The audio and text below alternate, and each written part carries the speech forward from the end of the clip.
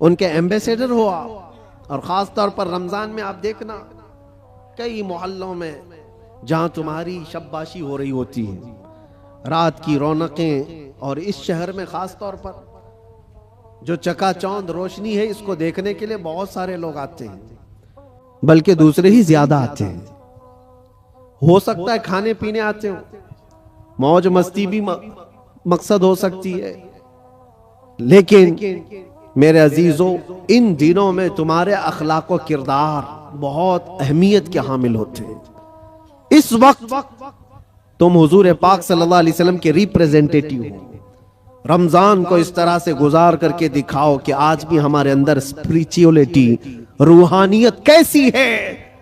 ہم کھانے پینے کے لیے پوری رات گزارنے والے لوگ ہی نہیں ہیں. کھانا پینا تو زندگی کا ایک چھوٹا سا حصہ ہے. ہم آئے ہیں یہاں اپنے رب کو راضی کرنے کے لیے. اسلام کا یہ عظیم میسج اور اسلام کا یہ عظیم پیغام پہنچانے کا ذریعہ ہے.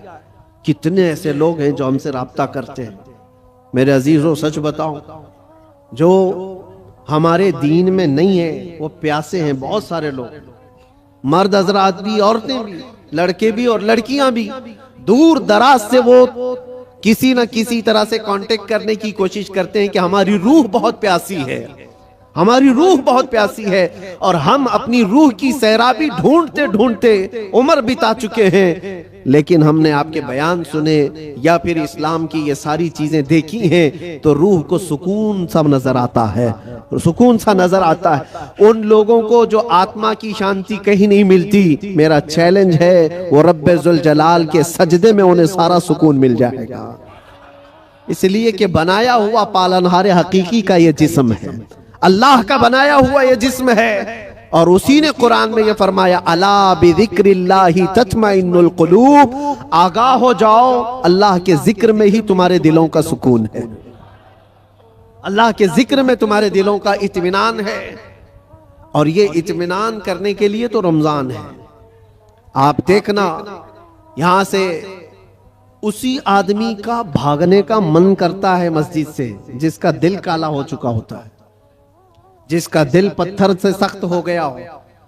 وہ گن رہا ہوتا ہے، گھڑی کی سوئیاں دیکھ رہا ہوتا ہے کہ کب اٹھوں یہاں سے بھاگوں. لیکن جس کا دل اللہ سے لگ گیا ہے وہ تو ظہر کے بعد عصر کا انتظار کر رہا ہوتا ہے. کیونکہ حدیث پاک میں حضور صلی اللہ علیہ وسلم نے یہ فرمایا ہے کہ 7 لوگ ایسے ہیں جن کو قیامت کے دن بھی اللہ اپنے عرش کا سایہ عطا فرمائے گا. وہ 7 لوگوں میں سے ایک ایسا آدمی ہے رجل تعلق قلبہ بالمساجد، ایسا آدمی جس کا دل ہمیشہ مسجد میں لٹکا ہوا رہتا ہے. دلوں کا سکون رب ذوالجلال کے حضور ہے، اور یہ پوری دنیا کو بتانے کی بھی ضرورت ہے. آج نفسا نفسی کا دور ہے، مادیت پرستی ہے. لوگ آج چاہے وہ جتنے بھی چمتکار دیکھ کر کے بھاگیں، لیکن میرا ایک یقین ہے میرے عزیزوں، روح کا سکون انہیں کہیں نہیں ملتا. پیسے بھی برباد کیے ہوئے بہت سارے لوگ ہیں، دولت کو بے حساب خرچ کر کے اپنا آرام ڈھونڈنے والوں کو بھی میں جانتا ہوں، لیکن پھر بھی ان کو وہ روحانی سکون نہیں ملتا. کیونکہ ہمیں یقین ہے کہ یہ پوری جو باڈی ہے، یہ پورا جو جسم ہے، کسی اور نے نہیں بنایا، اللہ رب العزت نے بنایا. اور وہی بہتر جانتا ہے، اور اسی کی طرف سے اگر قلب کو سکون ملا تو مل سکتا ہے، باقی کوئی طاقت تمہیں سکون نہیں دے سکتی، کوئی طاقت نہیں. کوریا کا ایک شخص بہت مالدار، بلکہ میں آپ کو بتاؤں ملک کا ایسا مالدار جو ملک کی حکومتیں بدل دیتا. میں پورے نام کے ساتھ تفصیل میں نہیں جا رہا ہوں، لیکن وہ ایک بہت بڑی موبائل کمپنی کا مالک، پوری دنیا کو موبائل پہنچایا، ساری چیزیں کیا، لیکن اس کا آخری وقت آپ اگر مطالعہ کرو گے تو بیچارہ ایسا بستر پر آ گیا کہ ایک روٹی اس کے حلق میں نہیں جا پاتی تھی. اس کا بیٹا اس کی جگہ لیا، لیکن ڈاکٹرز کی جو فیس بتائی جاتی ہے نا، جو خرچہ ہوتا ہے، وہ ایک ڈاکٹر کو پر ڈے وہ لوگ 1 کروڑ روپے خرچ کرنے کو تیار تھے کہ کوئی اس کو بستر سے اٹھائے بٹھائے، مال کی کوئی کمی نہیں. سمندر جیسا ان کے پاس پیسہ، ان کا حساب نہ ہو، بے حساب، لیکن ایک شخص کو بستر سے اٹھانے کے لیے وہ ساری دولت خرچہ کرنے کو تیار ہے۔ لیکن کوئی ڈاکٹر 4 سال تک اس بندے کو اٹھا نہیں سکا، وہ کوما کی حالت میں رہا۔ جس حالت میں رہا، 4 سال کے بعد کروڑوں کی فیس لے کر ڈاکٹروں نے ہاتھ اٹھا دیا اور کہا یہ ہمارے بس کا کام نہیں ہے، ختم ہو چکا ہے۔ یہاں یاد رکھو اے نوجوانوں، دنیا میں کوئی طاقت نہ تمہیں کھڑا کر سکتی ہے نہ بٹھا سکتی ہے۔ قرآن میں رب تعالیٰ فرماتا ہے وَإِن يَمْسَسْكَ اللَّهُ بِضُرٍّ فَلَا كَاشِفَ لَهُ إِلَّا هُوَ وَإِن يَمْسَسْكَ بِخَيْرٍ فَلَا رَادَّ لِفَضْلِهِ يُصِيبُ بِهِ مَن يَشَاءُ مِنْ عِبَادِهِ۔ یہ آیت اکثر ہم جیل میں بھی پڑھا کرتے تھے۔ اللہ تعالیٰ قرآن میں فرماتا ہے اگر اللہ رب العزت کسی کو کوئی مصیبت دے دے، پوری دنیا مل کر کے وہ مصیبت ہٹا نہیں سکتی، اور اللہ کسی کو نواز دے تو پوری دنیا مل کر کے بھی اس نوازش کو روک نہیں سکتی، نہیں روک سکتی۔ اور یہ سارا اطمینان قلب اسی بارگاہ میں موجود ہے، اسی رب العالمین کی بارگاہ میں موجود ہے۔ آج تمہیں واپس بلانے کے لیے یہ مسجدیں پکار رہی ہیں، خاص طور پر رمضان میں ماحول ویسی بن جاتا ہے۔ اللہ تعالیٰ بندوں سے اتنا پیار کرتا ہے۔ دیکھیں تمہاری سہولت کے لیے چاند دکھتے ہی شیطانوں کو قید کر لیا گیا کہ کوئی نہ آئے ان بندوں کو بہکانے کے لیے۔ صرف شیاطین کا ہی نہیں، حدیث پاک میں ملتا ہے جو سرکش جنات ہیں ان کو بھی قید کیا جاتا ہے، وہ بھی زبردستی کسی پر چڑھائی کر کے جو پریشان کرتے ہیں۔ ہندوستان میں زیادہ کرتے ہیں لگتا ہے، کیونکہ یہ جو آسیب آتے ہیں، کیونکہ بابا یہاں زیادہ ہیں تو جنات بھی یہاں زیادہ ہیں، کیونکہ ہر گلی میں کسی بابا کی دکان ہے، اور جنات بھی یہی سوچ کر کے آتے ہوں گے کہ ان کا دھندا چلنے لگے یہیں سے۔ باقی ملکوں میں تو بہت کم نظر آتے ہیں، دوسرے ملکوں کا بھی ہم نے سفر کیا ہے، وہاں آسیب زدہ لوگ، جنات جن کے اوپر آ کر کے پریشان کرتے ہیں، ایسے پیشنٹ، ایسے مریض بہت کم دکھتے ہیں۔ وہ مجھے ابھی تک پتہ نہیں وجہ کیا ہے کہ جنات ہندوستان میں زیادہ کیوں ہیں، جو لوگوں کے اوپر چڑھتے ہیں، سوار ہوتے ہیں۔ خیر، اور اگر کوئی رمضان میں بھی یہ آسیبی معاملات کا شکار ہو کر کے یا بیمار زدہ لگتا ہے تو مجھے نہیں لگتا کہ حقیقت میں اس پر کوئی جنات ہیں۔ یہ تو حدیث پاک میں ہے کہ جو سرکش جنات ہیں، چاند دکھتے ہی رمضان کے ان کو قید کر لیا جاتا ہے۔ پھر کیا چیز ہے تمہارے پاس جو تمہیں بہکا کر لے جائے؟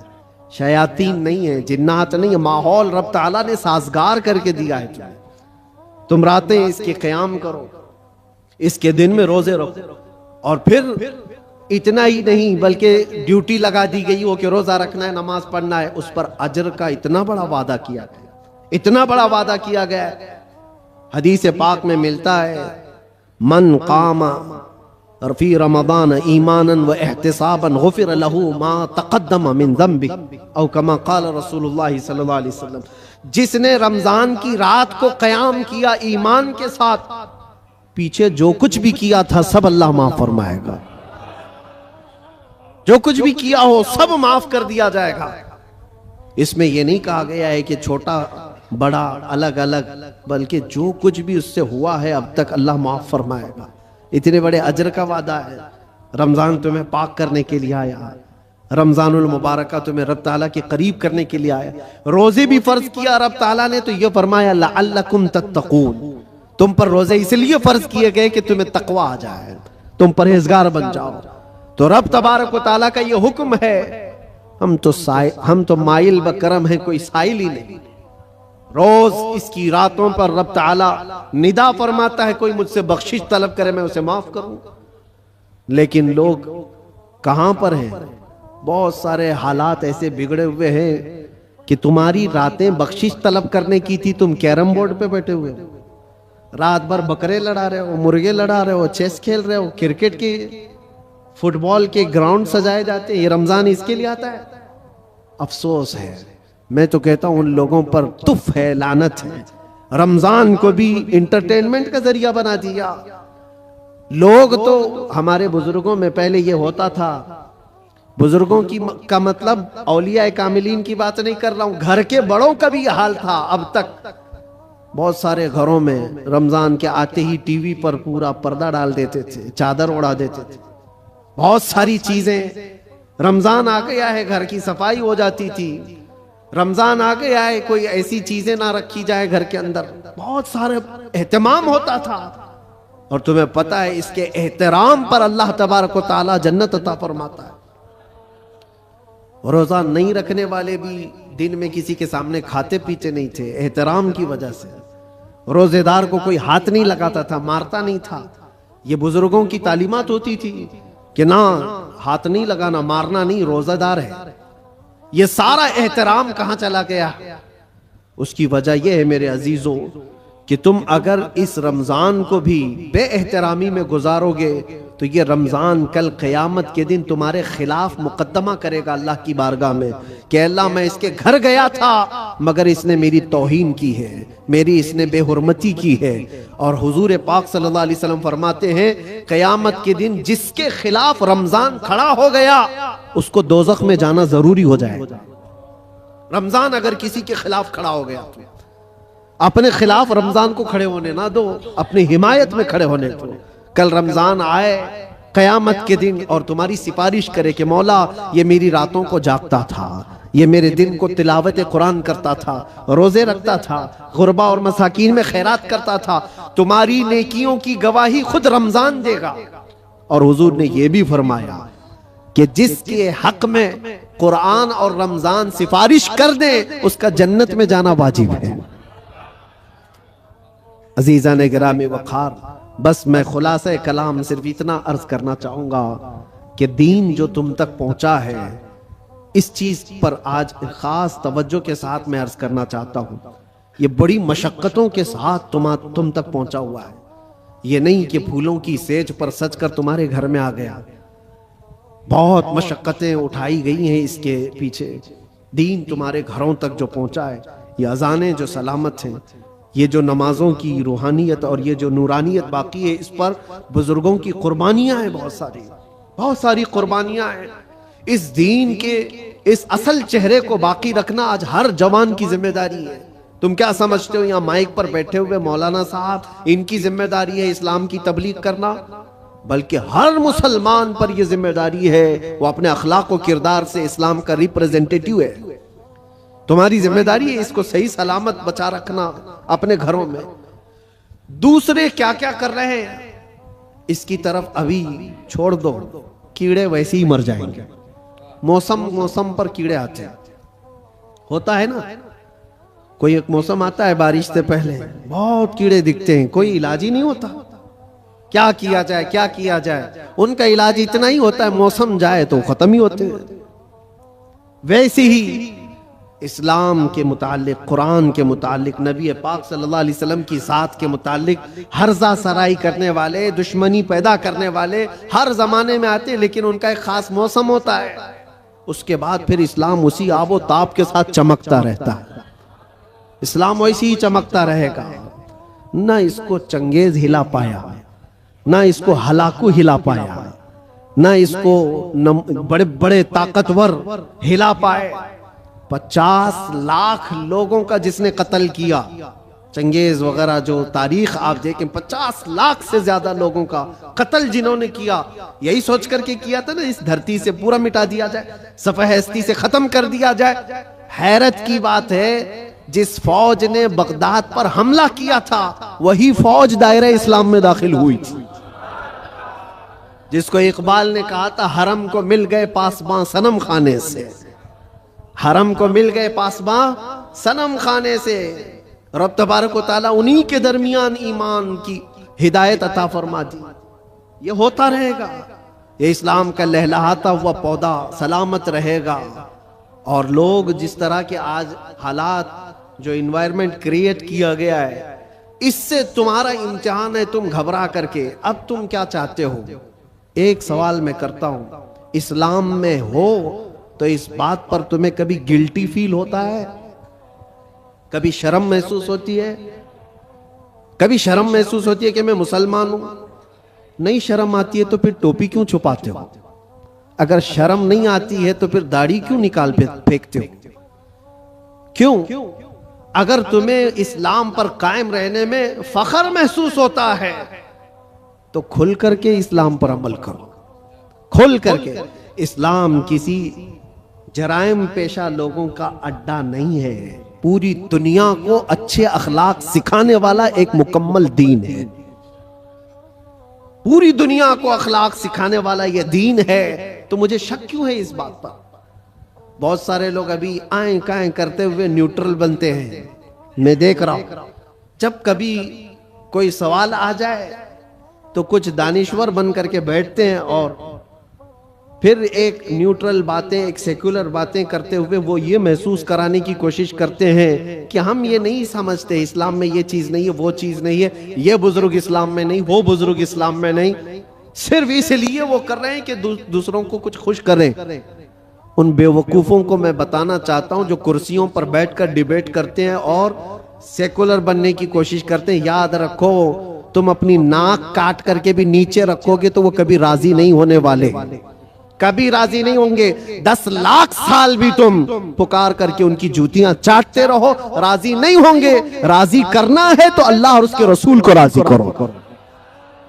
ہم جس کے لیے دنیا میں آئے ہیں، ہم جس کے لیے دنیا میں آئے ہیں، ہمیں اللہ تبارک و تعالیٰ نے حکم کیا فرمایا؟ وَمَا أُمِرُوا إِلَّا لِيَعْبُدُوا اللَّهَ مُخْلِصِينَ لَهُ الدِّينَ۔ لوگوں کو یہ حکم نہیں دیا گیا مگر صرف اتنا کہ عبادت کریں تو صرف اللہ کی رضا کے لیے، لوگوں کو دکھانے کے لیے نہیں۔ وہ کبھی دنیا راضی نہیں ہوگی، یار ایک بات یاد رکھیں، کبھی راضی نہیں ہوگی۔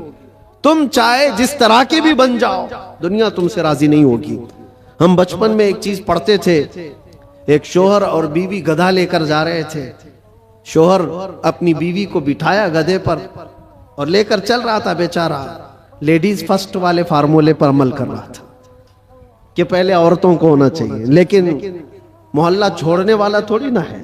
کٹے پہ بیٹھے ہوئے سب کمنٹ پاس کرنے لگے، جورو کا غلام جا رہا ہے، بیوی کا غلام جا رہا ہے۔ ایک حقیقت چیز ہے، اور یہ سن کر کے اس کو بہت برا لگا اور اس کی عورت کو اتار دیا، تو اتر جا میں بیٹھوں گا۔ وہ بیٹھ گیا، عورت اس کا رسی پکڑ کر کے چلنے لگی۔ آگے گیا تھا، دوسرے محلے والوں نے پکار کر کہا ظالم آدمی عورت کو چلا رہا ہے، خود بیٹھا ہوا ہے۔ اس کے بعد اس نے کہا کہ رہنے دو، دونوں بیٹھ جاتے ہیں۔ دونوں بیٹھ گئے تو تیسرا ایک محلہ آیا اور کہا کتنے ظالم ہیں، ایک سواری ہے، دو بیٹھے ہوئے ہیں۔ وہ بیچارہ گدھا جھکا جا رہا ہے، اس پر رحم نہیں کرتے لوگ۔ کہا کہ دونوں اتر جاتے، خالی لے کے چلتے۔ چوتھے محلے والوں نے کہا پاگل لوگ ہیں، سواری ہے پھر بھی چل کے جا رہے ہیں، کرے تو کیا کرے آدمی؟ ایک بیٹھے تو لوگوں کو تکلیف، دو بیٹھے تو لوگوں کو تکلیف، نہ بیٹھو تو تکلیف۔ یہ کوئی ایک لطیفہ نہیں، دنیا کا مزاج یہی ہے۔ تم ٹوپی پہنو تو تکلیف، داڑھی رکھو تو تکلیف، سب نکال کر ننگے پھرو تو بھی تکلیف۔ دنیا کبھی تم سے راضی نہیں ہوتی۔ ہاں ایک فارمولا یاد رکھو، جیسے ہو تیسے ہو، پھٹے پرانے کپڑے ہی کیوں نہ ہو، ایک سجدہ کرو مولا راضی ہو جاتا ہے۔ ایک سجدہ کرو مولا راضی ہو جاتا ہے۔ اسی کو اقبال نے کہا تھا، وہ ایک سجدہ جسے تو گراں سمجھتا ہے، 1000 سجدوں سے دیتا ہے آدمی کو نجات۔ جگہ جگہ جھکنے سے تو بہتر ہے، لوگوں کو راضی کرنے سے تو بہتر ہے کہ مولا کو راضی کروں۔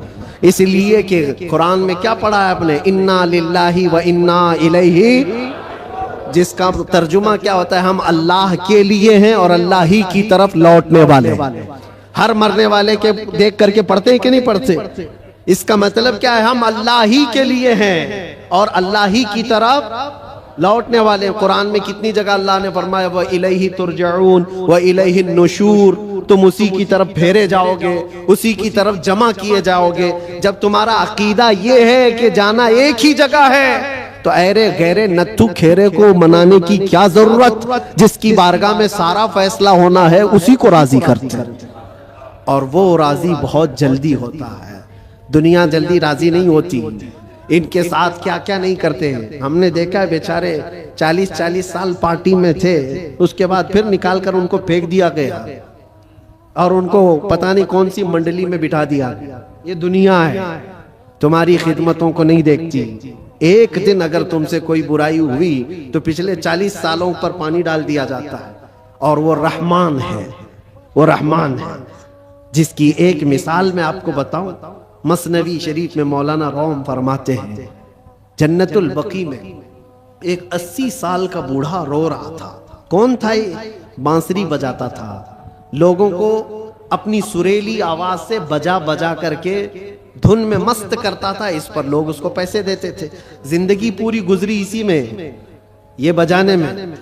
اور جب بانسری بجاتا تھا تو بہترین لے تھی اس کے پاس، بہترین طرز تھی، اور اس پر لوگ واہ واہ کرتے تھے، پیسے دیتے تھے. لیکن کب تک بجائے گا؟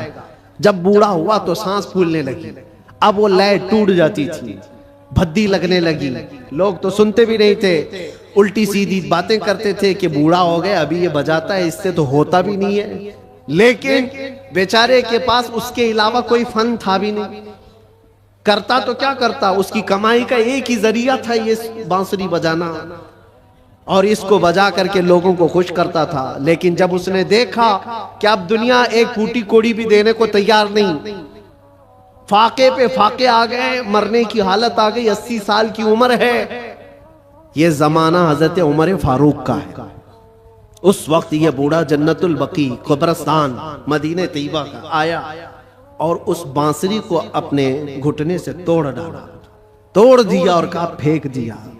کہا اے خالق کائنات، تو نے مجھے پیدا کیا، لیکن اگر میرے حصے میں رزق نہیں ہے تو مجھے موت دے، میں قبرستان میں کھڑا ہوں. میں اب کسی اور پر بوجھ نہ بنوں، میں یہیں مروں اور یہیں سو جاؤں، مجھے معاف کر دے مولا. وہ روتا رہا. جب حالات کا مارا ہوا آدمی مولا کی بارگاہ میں روتا ہے نا تو اس کا دل بھر آتا ہے. حالات کا مارا ہوا جب روتا ہے تو اس کے رونے کی آوازیں آسمانوں کو چیر دیتی. تمہیں اندازہ نہیں، یوں ہی رونے والا الگ ہے، لیکن حالات سے مارا ہوا دل کا ٹوٹا ہوا جب روتا ہے تو اس کی آوازیں 7ویں آسمان کے اوپر جاتی ہیں. رویا، بے انتہا رویا، اور گر کر کے وہیں سو گیا. نہ کھانا ہے نہ پانی ہے، کئی دنوں کا بھوکا ہے.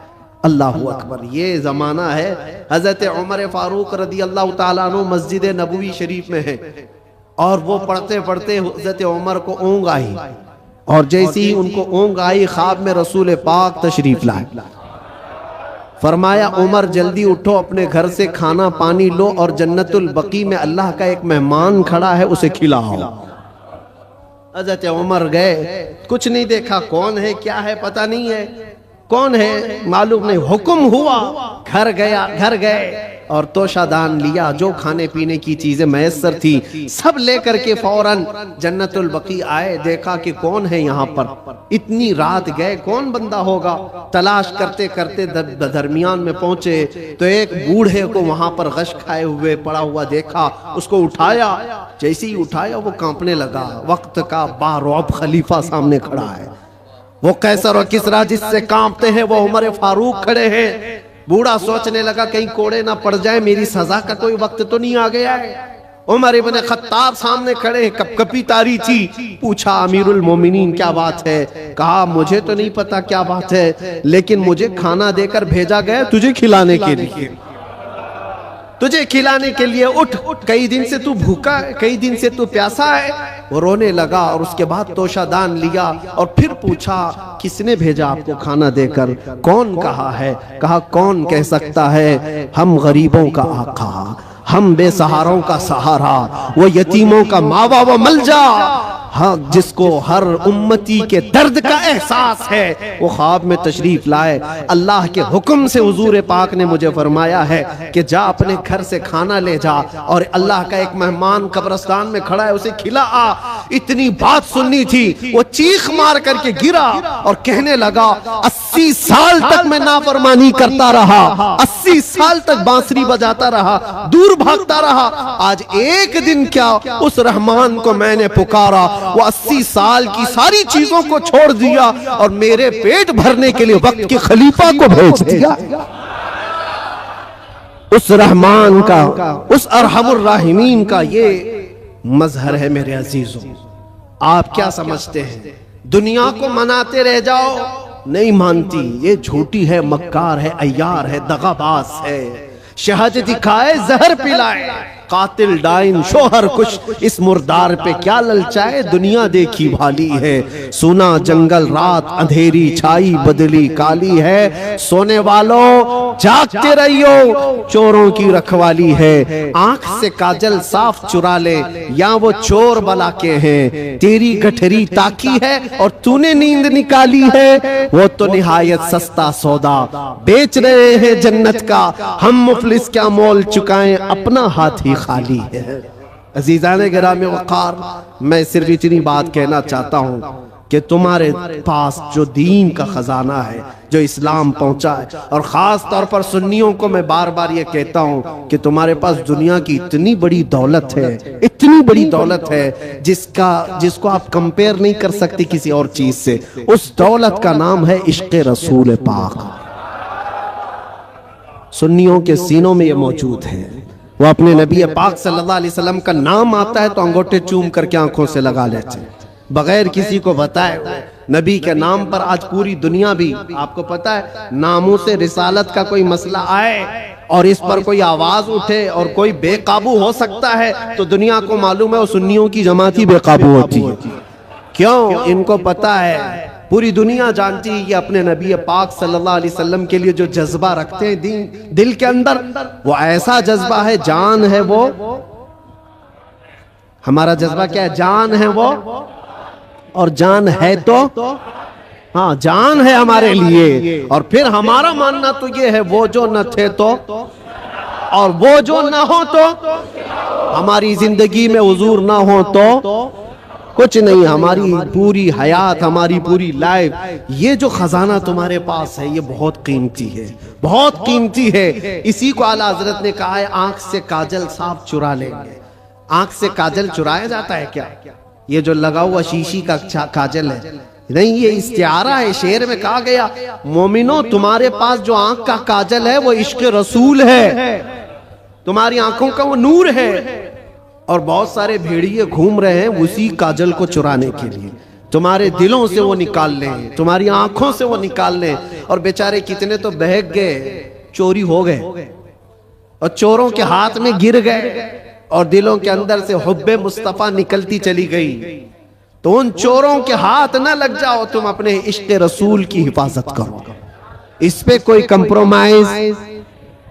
حضور پاک کی عزت، حضور پاک کی محبت جو تمہارے پاس ایک بہت بڑا خزانہ ہے، اس پر کوئی کمپرومائز کرو گے؟ نہیں کرو۔ یہ صحابہ کا مسلک ہے، صحابہ کا مذہب ہے۔ مکہ مکرمہ میں ایک صحابی کو سولی پر لٹکا کر کے کفار و مشرکین یہ کہہ رہے تھے، ان کے ناخنوں کو پکڑ سے کھینچ رہے تھے، ان کی ناک کاٹ رہے تھے، کان کاٹ رہے تھے، ہونٹ کاٹ رہے تھے، اور آنکھوں میں گرم سلائیاں پھیر رہے تھے، اور پھر کہہ رہے تھے کہ دیکھو تمہاری جگہ محمد ہوتے تو کتنا اچھا ہوتا، تم آرام کر رہے ہوتے، ان کے نام پر تم کٹے جا رہے ہو، مرے جا رہے ہو۔ سب کٹ چکا تھا، تب جوش میں وہ صحابی بولنے لگے، خبردار میرے جسم کے ابھی 1000 ٹکڑے ہو جائیں میں برداشت کروں گا، اس نبی پاک کے تلوے میں کانٹا بھی چبھے یہ مجھے گوارا۔ یہ دولت جس کی حفاظت، یہ صحابہ کا مسلک ہے، یہ صحابہ کا مذہب ہے، جس کے تم امین ہو، جس کے تم امانت دار ہو۔ آج پوری دنیا وہ چیز کھینچنا چاہتی ہے، حالات جو کچھ بھی ہوں، جب بھی حضور پاک کی محبت کی بات آئے، ساری چیزیں ایک طرف، میرے نبی کی ذات ایک طرف۔ اور پھر میں اسی پر آ کر گفتگو ختم کرتا ہوں میرے عزیزوں، منانا ہے تو اللہ اور اس کے رسول کو مناؤ۔ دنیا کبھی تم سے نہ مانے گی، یہ کبھی نہیں مانی تھی، اور جنہوں نے ان کی غلامی کی ہے وہ آج دیکھ رہے ہیں ان کی حالت کیا ہے۔ وہ ایسی حالت ہو گئی، دھوبی کا کتا، نہ گھر کا نہ گھاٹ کا، ادھر کے بھی نہیں رہے ادھر کے بھی نہیں رہے۔ جنہوں نے غلامی کی ہے اس طرح سے اپنی زندگی نہ گزارو۔ کچھ تو ان کو راضی کرنے کے لیے گئے تھے بیچارے، نام بھی بدل لیے، کپڑے بھی بدل لیے، سب کچھ کر کے دیکھ لیا، لیکن وہ بڑے خونخوار لوگ ہیں، وہ دوسری کاسٹ کو برداشت نہیں کرتے، تجھے کہاں سے برداشت کرے، لات مار کے بھگایا۔ کئی جگہوں پر یہ حالات تاریخ میں پڑھتے آؤ۔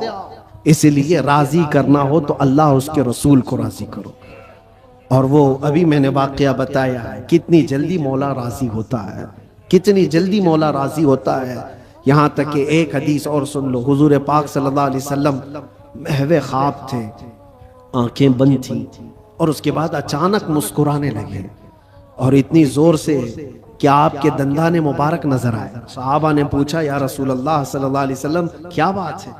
تو حضور نے فرمایا اللہ کریم ایک مثال میں مجھے بیان فرما رہا ہے. کیا چیز ہے؟ حضور فرماتے میں تم سے پوچھتا ہوں, صحرا میں کوئی آدمی اپنی اونٹنی لے کر ساز و سامان کے ساتھ جا رہا ہو, صحرا ڈیزرٹ میں, اور ڈیزرٹ کا حال ایسا ہوتا ہے کوئی راستہ ہی نہیں ملتا, اگر بھٹک گیا تو موت بھی ہو جاتی ہے, جس کو موج سراب کہتے ہیں. ہر طرف چمکتا ہوا پانی دکھتا ہے, اور جہاں جاتا ہے وہ ریت ہوتی ہے, بالو ہوتی ہے, اور اسی بھٹکنے کے عالم میں اس کی موت بھی ہو جاتی ہے. بہت سارے صحرا کی موت عرب والے جانتے ہیں. حضور پاک صلی اللہ علیہ وسلم صحابہ سے پوچھتے ہیں اگر کوئی بندہ صحرا کا سفر کر رہا ہے, ساتھ میں کھانا پانی اور اونٹنی ساتھ میں سفر کے سواری ہے, لیکن بیچ راستے میں ایک جگہ پہنچا جہاں اسے نیند آئی اور سو گیا, اس کی اونٹنی بھی غائب اور اس کا ساز و سامان بھی ختم. جب اٹھا تو پریشان. اب یہ عرب کے لوگ بہتر جانتے ہیں صحرا میں کسی کے کھانا پانی ختم ہو جائے, سواری چلی جائے تو اس کا کیا حال. وہ بندہ جب نیند سے اٹھا تو ہر جگہ ڈھونڈا, اس کی اونٹنی کہیں نہیں ملی, اس کا کھانا پانی کہیں نہیں ملا, ہر جگہ سے ڈھونڈ ڈھونڈ کر تھک گیا, موت کے قریب تھا, موت کے قریب تھا. پھر اچانک اس کو نیند لگی. ایک دن گزرا کہ 2 دن, جو بھی ہے, موت کے قریب تھا, نیند آ گئی. تھوڑی دیر کے بعد آنکھ کھلی تو اس کی اونٹنی بھی سامنے ہے, کھانا بھی سامنے. اب سنو یہ مثال ہے. حضور پاک صلی اللہ علیہ وسلم فرماتے صحابہ سے, اے میرے صحابہ بتاؤ اس صحرا میں چلنے والے مسافر کو کتنی خوشی ہوگی اپنا کھویا ہوا اونٹ مل جائے, اپنا کھویا ہوا کھانا مل جائے, اس کی جان میں جان آئے, کتنی خوشی ہوگی. صحابہ کہتے ہیں یا رسول اللہ اس کی زندگی کی سب سے بڑی خوشی ہے وہ کہ موت کے منہ میں جا چکا تھا, لیکن واپس اس کا کھویا ہوا اونٹ بھی ملا, کھانا بھی ملا. اس کی خوشی کو تو کوئی نہیں پہنچ سکتا. حضور پاک صلی اللہ علیہ وسلم فرماتے ہیں بلا تشبیہ و بلا تمثیل, یہ مثال کے لیے حضور نے فرمایا اے میرے صحابہ جب ایک بندہ بھٹک جاتا ہے, گناہوں میں لگ جاتا ہے, اور پھر جس دن وہ توبہ کر کے واپس آتا ہے, اس مسافر کو جتنی خوشی نہیں ہوئی مولا کو اس سے زیادہ خوشی ہوتی ہے. میرا بھٹکا ہوا بندہ میرے پاس واپس آ گیا ہے, میرا بھٹکا ہوا بندہ میرے پاس واپس آ گیا. رب تبارک و تعالیٰ خوشی کا اظہار فرماتا ہے. اس لیے اے نوجوانوں, رب تبارک و تعالیٰ کی رحمت تو تمہیں تھامنے کے لیے ہمہ وقت ہے, ہمہ وقت تیار ہے, لیکن آپ اس سے دوڑے دوڑے بھاگ کر کے ان راتوں کو اگر کیرم میں, مرغے لڑانے میں, بکرے لڑانے میں اور دنیا بھر کے انٹرٹین میں گزارتے ہو تو یہ کتنی بڑی بدنصیبی ہے. اس رب تبارک و تعالیٰ کے حضور حاضر ہو کر کے اپنی بخشش طلب کرو. بس اسی کے ساتھ میں خاتمہ کرتا ہوں اپنی گفتگو کا. اور ایک بات, اسلام اور دین جو تمہارے گھروں میں, اس کی حفاظت تمہارے کندھوں پر ہے. ہر گھر میں ذمہ داری ہے اپنے بچوں کو یہ سکھا کر کے جاؤ دین ہمارے گھر میں جو آیا ہے وہ انٹرنیٹ سے نہیں آیا ہے, یہ بزرگان دین کا فیض و کرم ہے جو ہم تک یہ دین پہنچا ہے. ان کے طور طریقوں کو زندہ رکھو. یہ جو ہماری مسجدوں میں گاہے بگاہے یہ پروگرام ہیں, رات کے رمضان المبارکہ کی تا کراتے ہیں, شب میلاد, جو بھی ہے یہ دین کا چہرہ باقی رکھنے کی کوشش کی گئی ہے. اس کو زندہ رکھنا ہمیشہ, اس لیے کہ انٹرنیٹ پر بھی بہت سارے چور آئے ہوئے ہیں, نئے نئے چیزیں لا کر کے تمہارے ایمان کو لینا چاہتے ہیں. آنکھ سے کاجل صاف چرا لیں گے, اور ایسے بہت آئے, حدیث نمبر یہ, حدیث نمبر یہ, حدیث نمبر یہ, آیت نمبر یہ, آیت نمبر یہ, آیت نمبر یہ. صاحب نے نوجوان کو ایسا لگتا ہے کیا ریفرنس دیتا ہے, کتنا دماغ ہے اس کا. اس سے زیادہ دماغ تو وہ میڈیکل سٹور پہ کھڑا ہوا بندہ ہے جس کو ہر دوائی پتہ ہے کہاں رہتی ہے, چٹی دیکھا سیدھے جا کے لا کے دیتی. اس کا کام ہے, وہ اس میں ماہر ہے. اس طرح سے اگر کسی کو صرف اور صرف یہ دیکھ رہے ہو کہ صرف ریفرنس دیتا ہے, نمبر بولتا ہے, تو اس کا مطلب یہ نہیں ہے کہ وہ پورے دین کا ریپریزنٹیٹیو ہے. ضروری نہیں. تم تک جو دین پہنچا ہے معیار یہ دیکھنا کہ اگر غوث و خواجہ کی محبت سلامت ہے, اگر صحابہ و تابعین کی محبت سلامت ہے, تو یہ دین کا صحیح راستہ ہے. اس لیے کہ رب تبارک و تعالیٰ نے بھی یہی فرمایا ہے، دعا یہی کرو اس راستے پر اللہ ہمیں چلا جس پر چلنے والوں پر تو نے انعام نازل فرمایا۔ انعام کس پر نازل ہوا ہے؟ صدیق اکبر پر ہوا ہے، فاروق اعظم پر ہوا ہے، عثمان غنی پر ہوا ہے، حیدر کرار پر ہوا ہے، حسنین کے راستے پر چلنے والے پر انعام نازل ہوا ہے، وہ صحابہ تابعین اولیاء کاملین کے راستے پر چلنے والوں پر انعام نازل ہوا ہے۔ اسی راستے کا نام غوث کا راستہ ہے، اسی راستے کا نام غریب نواز کا راستہ ہے، اسی راستے کا نام مسلک اعلی حضرت ہے۔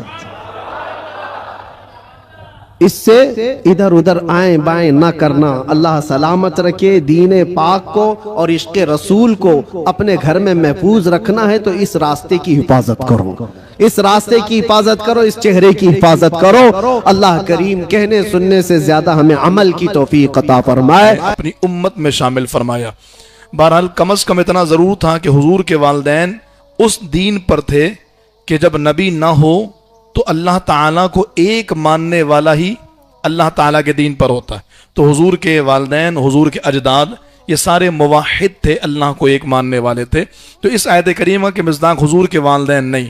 ہاں جناب ابو طالب کے بارے میں اس طرح کی روایت موجود ہے بخاری شریف کی حدیث پاک میں کہ جناب رسول اللہ صلی اللہ تعالیٰ علیہ وسلم سے حضرت عباس نے پوچھا کہ یا رسول اللہ صلی اللہ علیہ وسلم، آپ کے لیے ابو طالب نے اتنا کچھ کیا، مکے والوں کی دشمنی مول لی، آپ کا اتنا ساتھ دیا، تو یا رسول اللہ اس ساتھ دینے پر انہیں کیا ملا؟ تو رسول اللہ صلی اللہ تعالیٰ علیہ وسلم نے فرمایا کہ میرا ساتھ دینے کے سبب وہ اپنے گھٹنوں تک عذاب میں ہیں، اگر وہ میرا ساتھ نہ دیتے، یعنی میری حمایت ان کے ساتھ نہ ہوتی ان معنوں میں کہ انہوں نے میرا ساتھ دیا، تو پھر وہ اپنے پورے وجود کے ساتھ جہنم میں ہوتے۔ ابو طالب کے ایمان کا مسئلہ یہ مختلف فی مسئلہ ہے، یعنی اس میں اختلاف ہے۔ سرکار اعلیٰ حضرت امام علیہ سنت کا اور جمہور اہل سنت کا موقف یہ ہے کہ آپ نے اسلام قبول نہیں کیا تھا، جبکہ بعض ایمان کے بھی قائل ہیں۔ لیکن جس کا جو موقف ہے یہ ایمان اور کفر کا معاملہ نہیں ہے کہ جو ایمان مانے معاذ اللہ وہ کافر، یا جو ایمان نہ مانے وہ کافر۔ ہمارے علماء نے فرمایا درست عقیدہ یہی ہے کہ ابو طالب کا ایمان ثابت نہیں ہے، لیکن ابو طالب کے ایمان کے متعلق اگر کوئی عقیدہ رکھے تو اس کے عقیدے رکھنے کی وجہ کر اس پر کسی قسم کا کوئی الزام نہیں آئے گا، اور اس مسئلے میں سکوت اختیار کرنا چاہیے۔ بلا وجہ میں اس مسئلے کو لوگوں کے سامنے بیان نہیں کیا جانا چاہیے، کیونکہ بعض ایسی چیزیں ہوتی ہیں جو لوگوں کو بلا وجہ میں اشتعال دلاتی ہیں، اور بعض لوگ جذباتی جملوں کا فائدہ اٹھا کر پھر اپنی زبان تان دراز کرتے ہیں۔ جیسے جناب ابو طالب کے ایمان کا مسئلہ جب ذکر کیا جاتا ہے تو پھر لوگ یہ کہتے ہیں کہ مولا علی کے والد کیا کافر کیسے ہو سکتے ہیں؟ حضرت علی رضی اللہ تعالیٰ عنہ کا جو بابا ہے جس نے حضرت علی کی پرورش کی ہو، اور اس طرح کے دیگر جذباتی جملے، اور ظاہر اسلام جذباتیت کا نام نہیں، قرآن و حدیث کا نام ہے۔ تو جو رسول اللہ صلی اللہ تعالیٰ علیہ وسلم کا فرمان ہے اسی کو قبول کیا جائے گا۔ وما كان استغفار ابراہیم لأبیہ الا عن موعدۃ وعدها ایاہ فلما تبین له انه عدو للہ تبرأ منہ ان ابراہیم لأواہ حلیم۔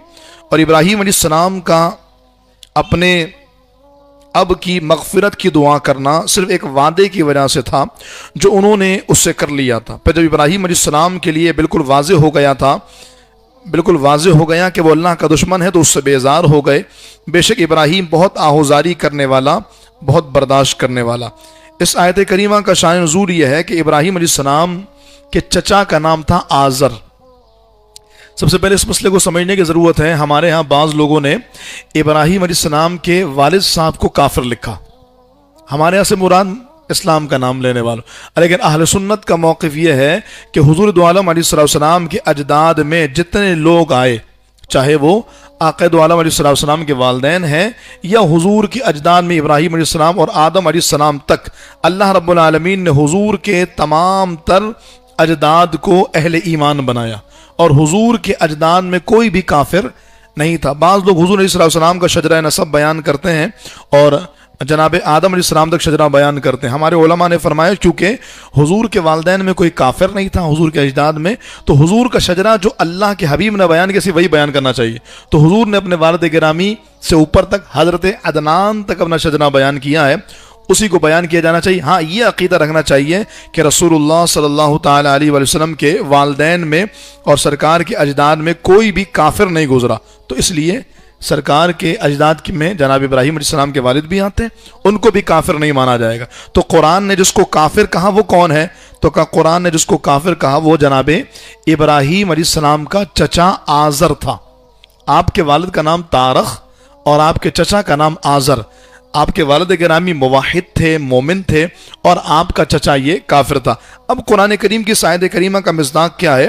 ابراہیم علیہ السلام کے چچا نے آپ سے وعدہ کیا تھا کہ وہ ایمان لائے گا، اور ابراہیم علیہ السلام نے اس سے وعدہ کیا تھا کہ وہ اس کے لیے استغفار کریں گے، لیکن ابراہیم علیہ السلام نے اس کے لیے استغفار کی۔ جب پتہ لگ گیا کہ اب یہ ایمان نہیں لائے گا تو پھر آپ نے اس کے لیے استغفار کو ترک کر دیا۔ مفسرین فرماتے ہیں ایک شان نزول یہ ہے کہ جناب مولا کائنات علی المرتضیٰ شیر خدا کرم اللہ تعالی وجہہ الکریم نے سنا کہ ایک شخص اپنے ان والدین کے لیے جو مشرک تھے دعائیں مغفرت کر رہا تھا۔ تو جناب مولا مرتضیٰ نے کہا وہ دونوں تو مشرک تھے، ان کے لیے کیوں دعا کر رہے ہو؟ تو اس نے کہا کہ ابراہیم علیہ السلام نے بھی تو اپنے چچا آزر کے لیے دعا کی۔ تو پھر یہ آیت کریمہ نازل ہوئی کہ انہوں نے دعائے استغفار اس وقت تک کی جب تک کہ اس کے ایمان لانے کی امید تھی۔ جب ایمان لانے کی امید نہیں رہی پھر دعا استغفار نہیں کی۔ اب یہ ہمارے لیے بھی سبق ہے۔ ہمارے یہاں بعض لوگ غیر مسلموں کی موت پر دعائیں مغفرت کرتے ہیں، اور پھر جب ان کو سمجھایا جائے تو کہتے ہیں کہ کیا مسلمان ہی صرف اللہ کے بندے ہیں، کیا غیر مسلم اللہ کے بندے نہیں؟ یہ اعتراض اور یہ بات خلط مبحث ہے۔ یقیناً ہر انسان، کائنات کا ہر ذرہ اللہ تعالیٰ کی مخلوق ہے، لیکن اسی رب نے ایمان اور غیر ایمان کا فرق بیان کیا۔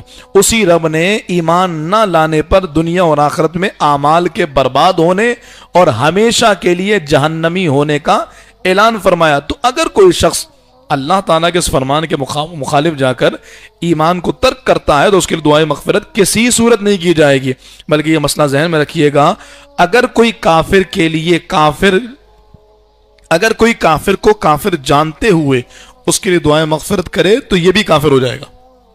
کافر کے لیے دعائیں مغفرت کرنا بھی کفر ہے۔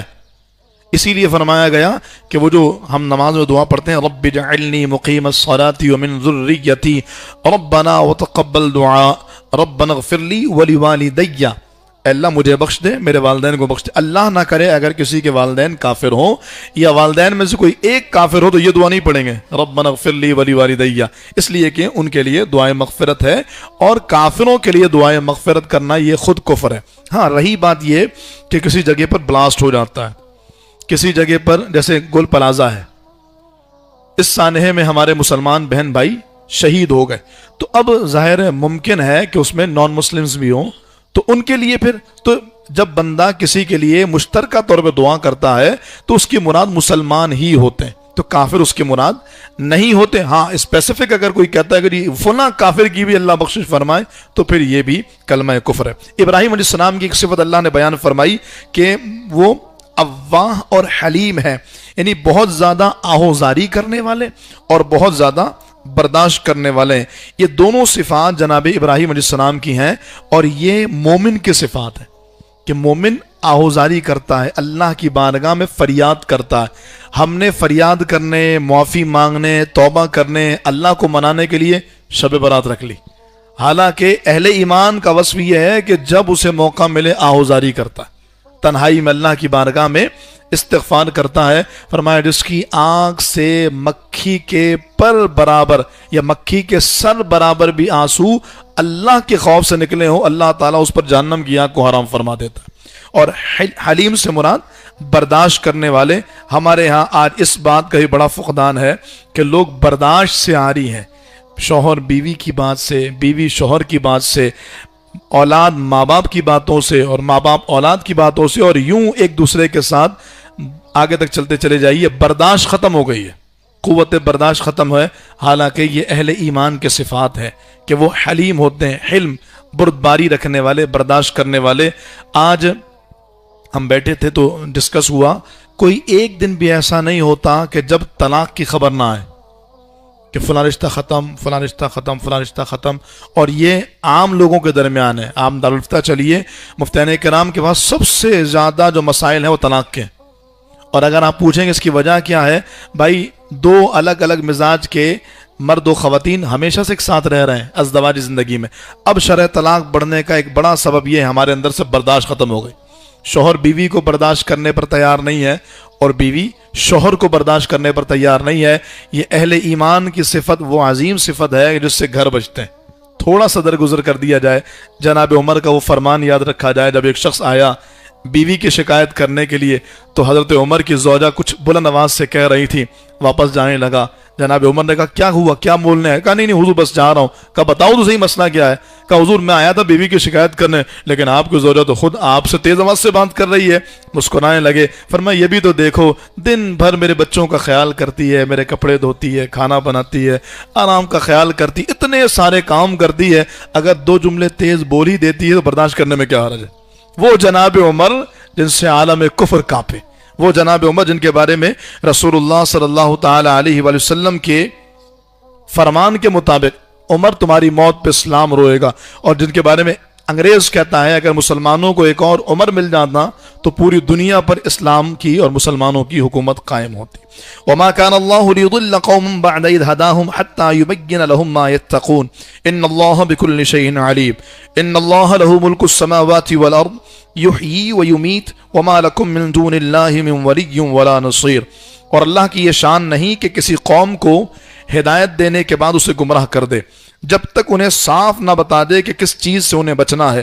بے شک اللہ سب کچھ جانتا ہے, بے شک اللہ ہی کے لیے آسمانوں اور زمین کی سلطنت ہے, وہ زندہ کرتا ہے اور وہ مارتا ہے, اور اللہ کے سوا نہ تمہارا کوئی حامی ہے اور نہ مددگار. اللہ تعالیٰ کسی قوم پر ظلم نہیں کرتا, بتا دیا جاتا ہے یہ صحیح ہے یہ غلط ہے, اس کے بعد بھی کوئی ہٹ درمی کرے. جیسے میں نے ایک مسئلہ آپ کے سامنے رکھا, غیر مسلموں کے لیے, کافروں کے لیے دعائے مغفرت کرنا کفر ہے, مسئلہ واضح ہو گیا. اس کے بعد کوئی ہٹ درمی دکھائے اور اپنی انا, اپنی سوچ, اپنی عقل کو اسلام پر فوقیت دے تو پھر اس کے لیے اللہ تعالیٰ کا عذاب مقدر ہو جاتا. آخری آیت کریمہ اور گفتگو کو ختم کرتے ہیں.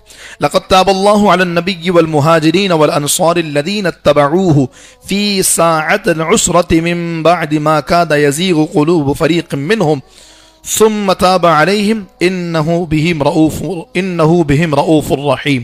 بے شک اللہ کی رحمت متوجہ ہوئی نبی پر اور ان مہاجرین اور انصار پر جنہوں نے مشکل وقت میں نبی کریم صلی اللہ علیہ وسلم کی پیروی کی, حالانکہ قریب تھا کہ ان میں سے بعض لوگوں کے دل ٹیڑھے ہو جاتے, پھر اللہ کی رحمت ان پر متوجہ ہوئی, بے شک وہ ان پر نہایت مہربان بڑا رحم فرمانے والا ہے. اس آیت کریمہ کا شان نزول غزوہ تبوک ہے, اور غزوہ تبوک کے موقع پر جس کو جیش عسرہ بھی کہتے ہیں, مشکل والی جنگ, اس جیش عسرہ میں حال یہ تھا کہ 10 افراد اور 1 اونٹ باری باری سواری کیا کرتے, ایک کھجور, اور کئی دنوں تک کئی افراد اس ایک کھجور سے اپنا پیٹ بھرا کرتے, اس طرح کہ کھجور کا تھوڑا سا حصہ کاٹا کرتے اور پھر پانی پی کر کے گزارا کرتے, اور یوں کئی دن تک ایک کھجور چلایا کرتے. اس حال میں صحابہ کرام نے غزوہ تبوک میں حصہ لیا.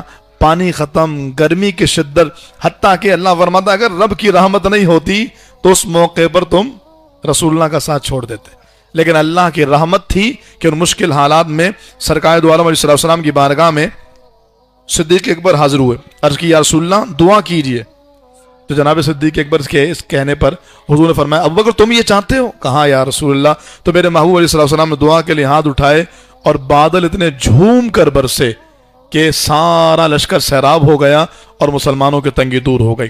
ایسے ہی ایک واقعہ کہ جب سرکار غزوہ تبوک سے واپس آ رہے تھے تو مقام جعرانہ میں, جہاں ہم جاتے ہیں عمرے کا احرام باندھنے, جہاں سے روایتوں کے مطابق 300 سے زائد انبیاء کرام نے عمرے کا احرام باندھا, یہ وہ مقام ہے جہاں سے عمرہ کرنا لازم نہیں, یعنی میقات نہیں ہے. مقام جعرانہ سے عمرے کا احرام باندھا جاتا ہے. اگر کوئی آپ کو گائیڈ کرنے والا ہو تو جعرانہ کے مقام پر ہی وہ کنواں آج بھی موجود ہے, اگر جو اس کو بند کر دیا ہے, لیکن اس کے باقیات آج بھی ہیں کہ جب صحابہ کرام بالکل تھک گئے تو اللہ کے حبیب علیہ السلام نے اپنا عصا مبارک مارا اور وہاں سے پانی کے چشمے پھوٹ پڑے, اور حضور علیہ السلام کے اس کے ذریعے اللہ تعالیٰ نے مسلمانوں کی مدد فرمائی. اور پھر اللہ مدد کس کے ذریعے فرما رہا ہے؟ اپنے حبیب کے ذریعے, اور فرمانا تمہارا حامی بھی اللہ, تمہارا مددگار بھی اللہ. گویا مدد اللہ ہی کی ہوتی ہے, وسیلہ اللہ کا حبیب بنتا ہے, اللہ کے اولیاء بنتے ہیں, اور یہی اہل ایمان کا عقیدہ ہے. الحمدللہ رمضان شریف کی آمد ہے، تیاریوں کا سلسلہ جاری ہے۔ ہمارا یہ درس قرآن جو اتوار کے دن فجر کی نماز کے بعد الحمدللہ عید کے بعد سے شروع ہوا اور آج تک جاری ہے، اور سورۃ توبہ ہماری چل رہی ہے، اس کا بھی اختتام ہوگا انشاءاللہ، اور ہمارے بچوں کے اسناد کا پروگرام بھی ہوگا قریب، وہ بھی رمضان سے پہلے ہے۔ اس کے علاوہ جو ہماری بخاری مسجد اور آپ تمام احباب کے لیے خوشخبری ہے وہ یہ ہے کہ انشاءاللہ آنے والے ہفتے کو ہماری مسجد میں مسجد کیمپ کا انعقاد کیا گیا ہے۔ مسجد کیمپ کیا ہے؟ نوجوانوں کو پوری رات کے لیے اللہ کی طرف رجوع کرنے کا موقع فراہم کرنا۔ الحمدللہ ہمارے وہ افراد کے جنہوں نے شہر کراچی نہیں بلکہ پنجاب بھر کے علاقوں میں مسجد کیمپ کیا اور بڑی شاندار کامیابی حاصل کی، انشاءاللہ وہ پوری ٹیم بھی آئے گی، ہمارے اپنے مسجد کے احباب بھی ہوں گے، امام صاحب بھی ہوں گے، ہمارے مہران بھائی بھی ہوں گے، خود میں بھی ہوں گا انشاءاللہ، اور اگلے ہفتے انشاءاللہ مسجد نائٹ ہوگی، مسجد کیمپ ہوگا رات 11 بجے سے لے کر تہجد کی نماز تک، درمیان میں وقفہ بھی ہوگا اور پھر اس کے بعد فجر کے بعد ناشتے کا بھی بھرپور اہتمام ہوگا۔ آپ تمام سے گزارش ہے، تمام نوجوانوں سے، دوستوں سے، اس دعوت کو عام بھی کیجئے۔ پوری رات کے لیے ایک اچھوتا پروگرام، محفل میں جانا، نعت خوانی، تلاوت، بیان، سلام، دعا، ختم، یہ ہماری روٹین کا حصہ ہے۔ ایک اچھوتا نرالا پروگرام جس نے نوجوانوں کو اپنے سحر میں جکڑا ہوا ہے۔ رات کے 3 بجے جب نوجوان قرآن لے کے پڑھتا ہے تو ایسی روحانیت اور کیفیت ملتی ہے کہ بندے کا وجود اس بات کی گواہی دیتا ہے کہ آج کا نوجوان اپنے مقصد کی طرف لوٹ رہا ہے۔ تو بڑے ہوں، بزرگ ہوں، جوان ہوں، آپ کے بچے گھروں پر ہوں، دعوت دیجئے۔ صرف مردوں کے لیے انشاءاللہ اگلے ہفتے رات 11 بجے سے لے کر فجر کی نماز تک، تہجد کی نماز تک انشاءاللہ یہ مسجد کیمپ ہوگا، ضرور بھی ضرور شرکت فرمائیے۔ رمضان شریف کا بہت بڑا سلسلہ ہمارا ہے جس میں ہم نے سحر و افطار کا اہتمام، بالخصوص طاق راتوں میں جو ہماری سحری ہوتی ہے اس کا اہتمام۔ اگر آپ احباب میں سے کوئی کسی وقت کی سحری لینا چاہے، افطار لینا چاہے، ہماری معتکفین کا بھی سلسلہ اس بار ہوگا انشاءاللہ، اور بخاری مسجد میں 3 سالوں کے بعد اعتکاف دوبارہ ہو رہا ہے، تو معتکفین کے سحر و افطار کی ذمہ داری اگر کوئی لینا چاہے تو ضرور ہماری انتظامیہ سے، ہمارے امام صاحب سے رابطہ کیجئے۔ یہ بڑا خاص موقع ہے، یہ لمحے زندگی میں بار بار آیا نہیں کرتے۔ ہم تو یہ بھی نہیں جانتے کہ ہمیں رمضان ملے گا بھی یا نہیں ملے گا، دعا یہی کرتے ہیں اللہ اپنے فضل سے صحت و عافیت کے ساتھ ماہ رمضان عطا فرمائے، لیکن جو وقت ملا ہے غنیمت جانی، ابھی سے بندے نے ذمہ داری لے لی، پھر زندگی وفا کرے نہ کرے انشاءاللہ نامہ اعمال میں اللہ تعالیٰ اس کا اجر عطا فرمائے گا۔ اللہ تعالیٰ ہم سب کو جو سنا عمل کی توفیق عطا فرمائے، آمین بجاہ النبی الامین، وما علیہ الا البلاغ۔